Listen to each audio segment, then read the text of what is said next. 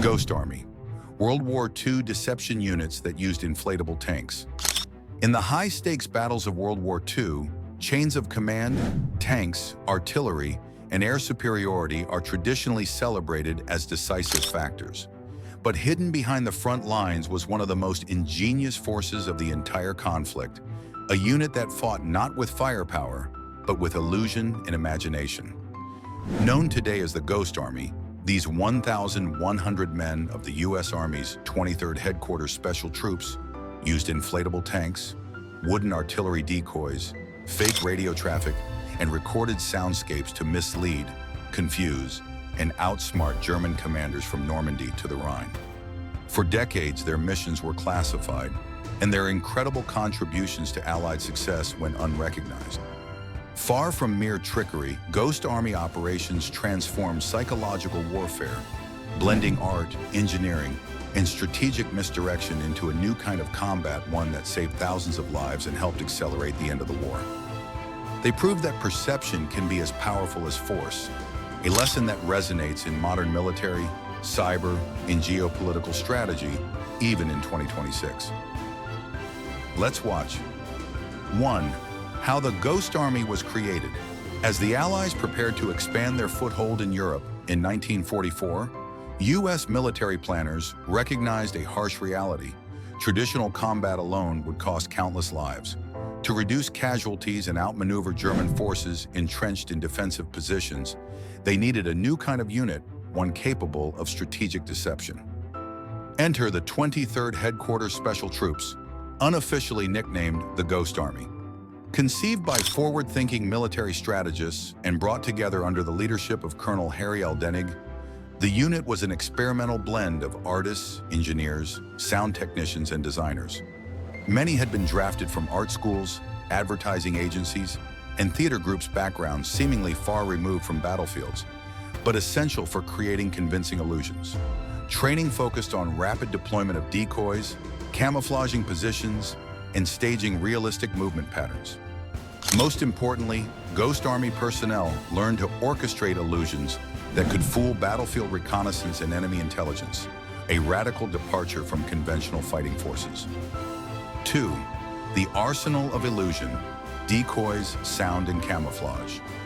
The Ghost Army's tools were as creative as they were effective.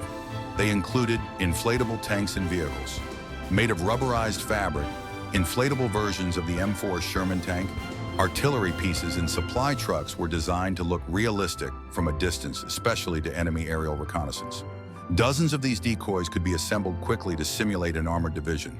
Dummy aircraft and encampments, wood and canvas aircraft, tents, and staged supply depots added depth to the illusion, suggesting an entire corps of troops where none existed.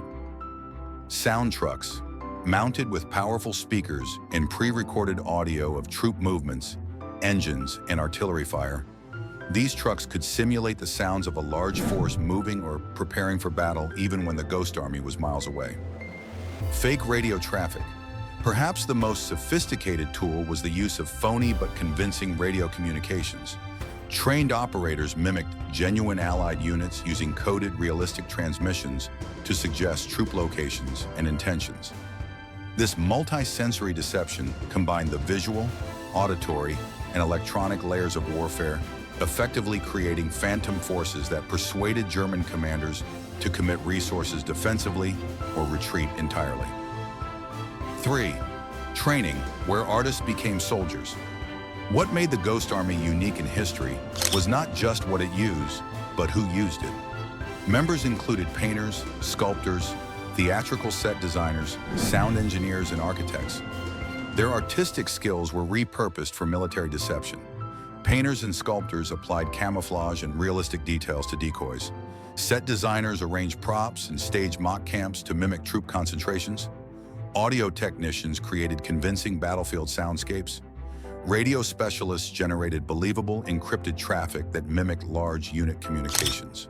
Their training involved rapid deployment drills, concealment techniques, and coordination with actual armored and infantry units. Mistakes could mean revealing the deception and endangering real troops nearby. Despite not being a traditional combat unit, Ghost Army members were subject to frontline conditions. They learned how to set up decoys under fire, retreat under threat, and maintain secrecy, often in freezing weather, under threat of enemy attack. 4. Key operations, deception in action. The Ghost Army conducted more than 20 major operations throughout the European theaters from 1944 to 1945. Their work dovetailed with major campaigns and provided crucial tactical advantages. Normandy and northern France. Shortly after D-Day, the Ghost Army staged phantom divisions behind enemy lines, diverting German attention from actual Allied breakthroughs. Inflatable tanks and fake encampments suggested a buildup of forces where the Germans expected none. Battle of the Bulge. During this critical December 1944 engagement, Ghost Army units helped mislead German commanders about Allied reserves and positioning. Their decoys and sound effects forced the enemy to commit troops defensively, relieving pressure on real Allied units elsewhere.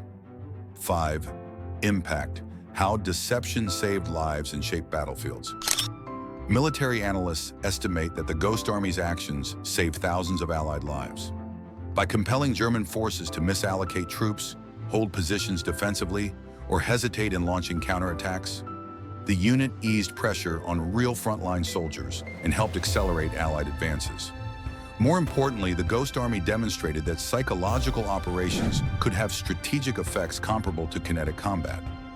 German commanders reported phantom divisions as real threats, illustrating that a well-crafted illusion could shape enemy decision-making. 6. Challenges and the human cost.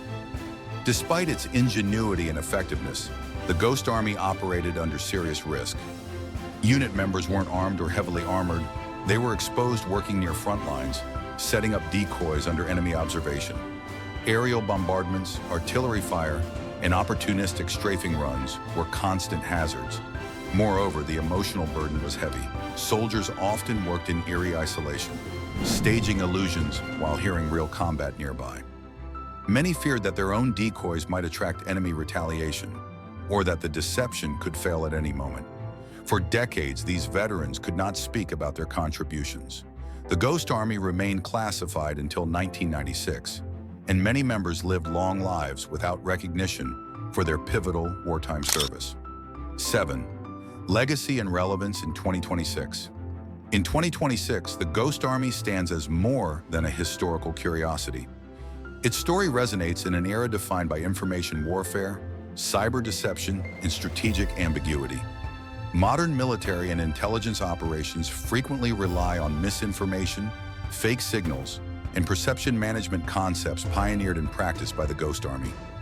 Today's conflicts feature deepfake technologies, electronic spoofing, and misinformation campaigns on digital platforms, modern extensions of the same psychological principles the Ghost Army used with inflatables and sound trucks. The Ghost Army's legacy, long hidden in classified archives, now serves as a powerful reminder that innovation, adaptability, and imagination are just as essential to victory as strength or numbers. Let us know in the comments what you think about the Ghost Army. World War II deception units that used inflatable tanks, and don't forget to like, subscribe, and stay tuned for more captivating content on our YouTube channel.